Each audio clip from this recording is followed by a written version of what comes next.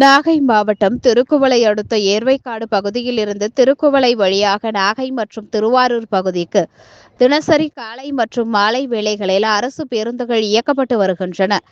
ஆனால் தற்பொழுது அரசு பொதுத் தேர்வு நடைபெறுவதன் காரணமாக மதியம் பள்ளிக்கு செல்லும் மாணவர்கள் பேருந்து வசதி இல்லாமல் அவதிக்கு ஆளாகி வந்தனர்.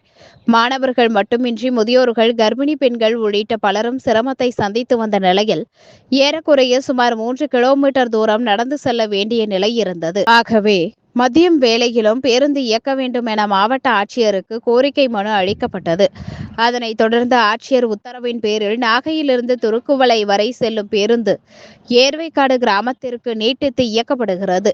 அதன்படி ஏர்வைக்காடு பகுதிக்கு வந்த அரசு பேருந்துக்கு மாலை அணிவித்து திலகமிட்டு ஆரத்தி எடுத்தும் இனிப்புகள் வழங்கி கொண்டாடி மகிழ்ந்தனர்.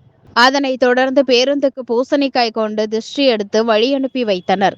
தற்பொழுது மதிய வேளையில் நீட்டித்து வழங்கப்பட்ட பேருந்து பள்ளி மாணவர்கள் மட்டுமின்றி அனைத்து தரப்பு மக்களுக்கும் பயனுள்ளதாக இருக்கும் என மகிழ்ச்சி தெரிவித்துள்ள அப்பகுதி பொதுமக்கள் மாவட்ட ஆட்சியருக்கு தங்களுடைய நன்றியை தெரிவித்ததோடு இப்பகுதியில் பேருந்து நிழலகம் ஒன்று அமைத்து தர வேண்டும் எனவும் கோரிக்கை விடுத்துள்ளனர்.